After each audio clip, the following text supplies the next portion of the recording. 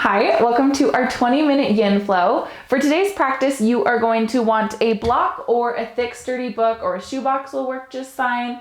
You'll also want a bolster or some sort of just pillow from your bed, and a blanket. For today's practice, a reminder with yin, I'll be leading us in and out of the poses, but otherwise I'll be pretty quiet. So if that's unsettling for you or is something that tends to be a little more distracting for your mind, you're welcome to put on some background music, anything that's soothing and relaxing. Also, I do recommend, I don't think I said this in the other yin videos, but for yin practices, I recommend just wearing something that is comfortable and a little more loose, a little flowy, something that's cozy. Which is how I like to live my life all the time, but specifically for our yin practices. So gather your stuff. Today we're gonna start in a melting heart pose. So first, I'll make a little space here. You're gonna want your knees supported, having a little extra cushion with the blanket. And then we will also have a block in front of you. For melting heart, your knees will be under your hips, and then you can walk your forearms forward, allowing your heart to fall towards the mat. Now you're welcome to play around with these poses. You might start here with forearms on the block. Maybe you realize that it feels better to have your forearms on the mat, coming a little deeper. You're also welcome to use the block under your chest to support you there. So just finding whatever version feels best for you. Reminder in yin that we come into each pose at about 70% of our max. So finding that edge and then backing away, then allow your mind to settle into stillness.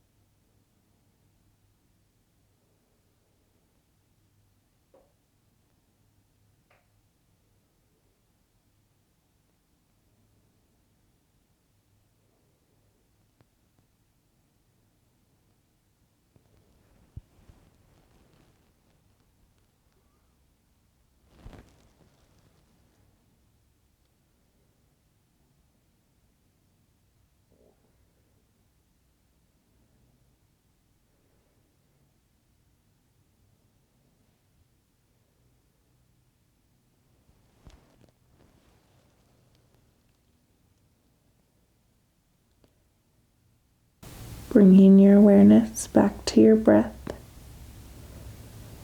Give yourself permission to move slowly, then gently bringing each hand under your shoulder for tabletop position.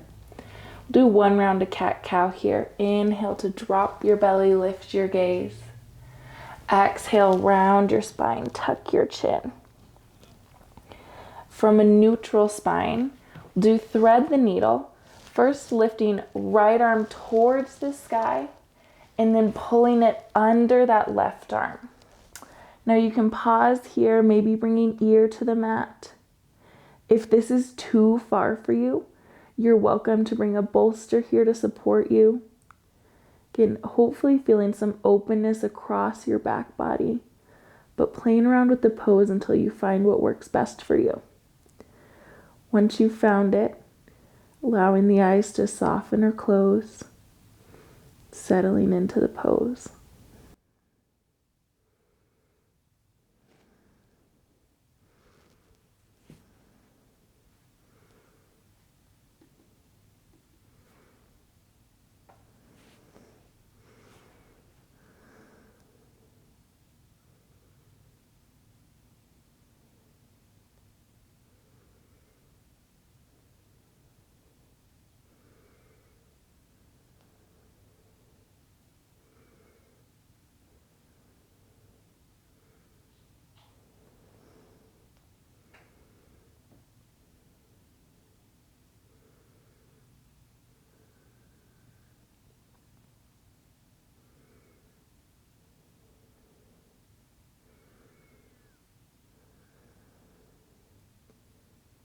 Using your entire next round of breath, gently press yourself back up to that tabletop. Do another round of cat-cow. Inhale, drop your belly, lift your gaze. Exhale to round your spine, tuck your chin. Then preparing for other side. Left arm reaches towards the sky, and then pulling it through under that right arm. Allowing maybe your ear to come to the mat, resting on that left shoulder.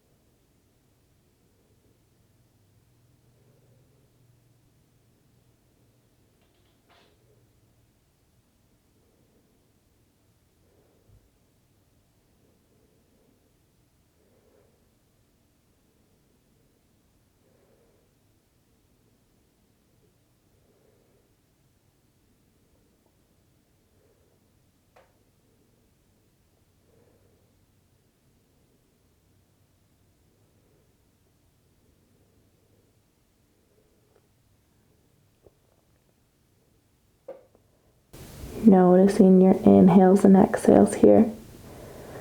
Wait for your next inhale. Gently press yourself back up to tabletop. More round. Inhale, drop your belly, lift your gaze. Exhale to round your spine. Now our next pose, you might want a block or a bolster under your forehead. This is called a bow tie pose. Something that's a little different, but you're gonna wanna create a space for your forehead to lay. This is why I prefer the bolster. The block might feel a little more supportive for you though. So remember, you can play around with this. What you're gonna do is you'll rest your forehead on the bolster or block, and then you'll give yourself kind of a hug here. So extending right arm to one side, opposite side, left arm to the other. Then allow yourself to rest here. Now, it may take a few minutes to find what feels best for you. You should be feeling opening between your shoulder blades here. And the bolster or block should be supportive, but not causing you any pain.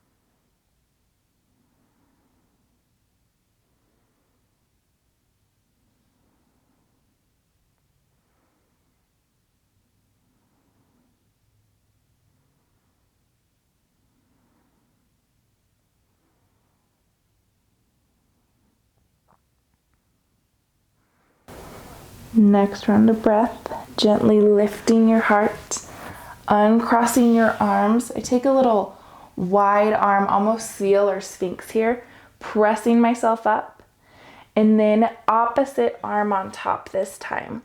So switching which arm or which shoulder is closest to your body.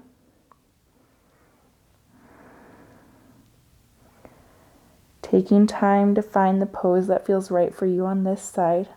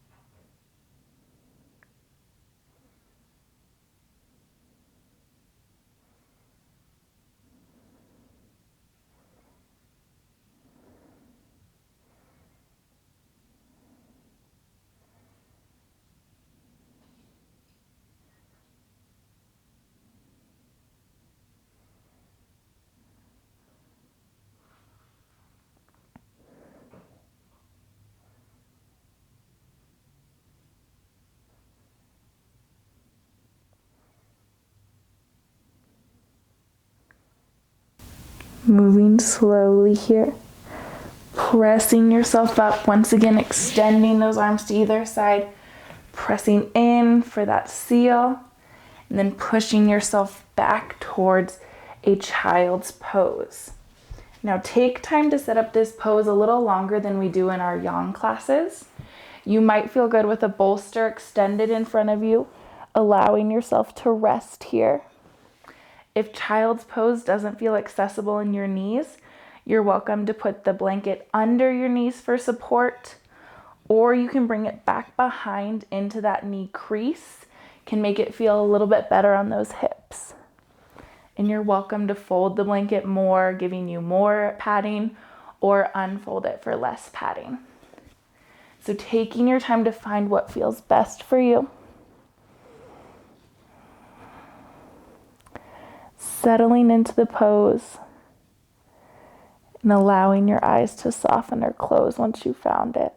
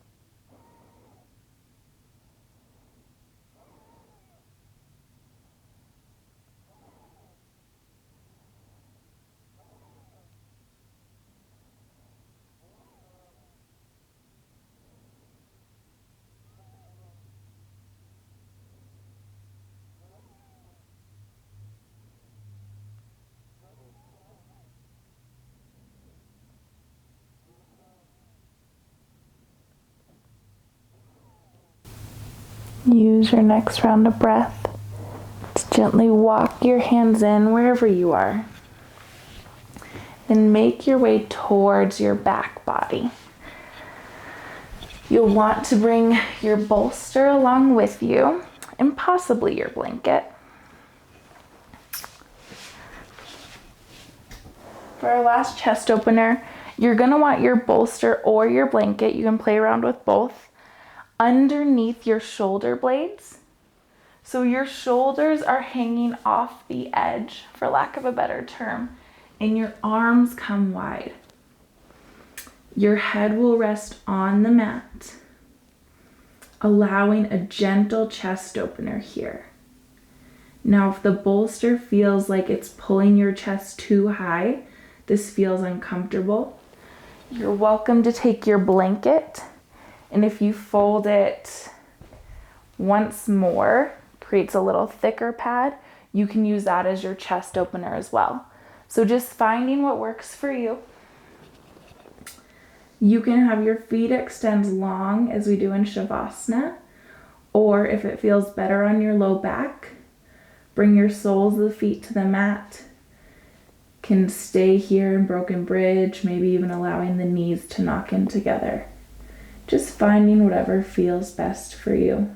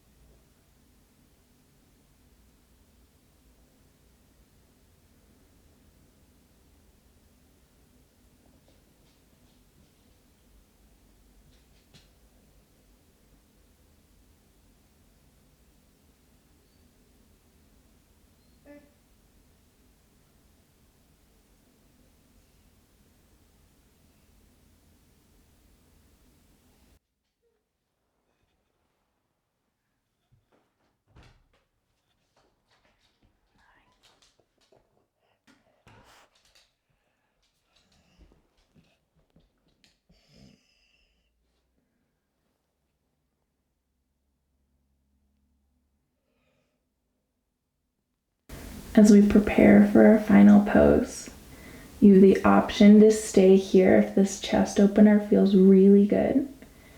If you'd like to extend into full Shavasana, can lift yourself up just enough to remove that bolster. Teton needed to join us for the last pose, for those of you that didn't hear. And then extend long into Shavasana. Now, a reminder here to take care of yourself in Shavasana. It can feel really good to cover your whole body with that blanket. It might also feel good to bring the bolster under your knees. Creates a little support for that low back. Whatever feels best for you. Taking your time here to settle into the pose. Reminding yourself that this pose is just as important as every other pose we did today.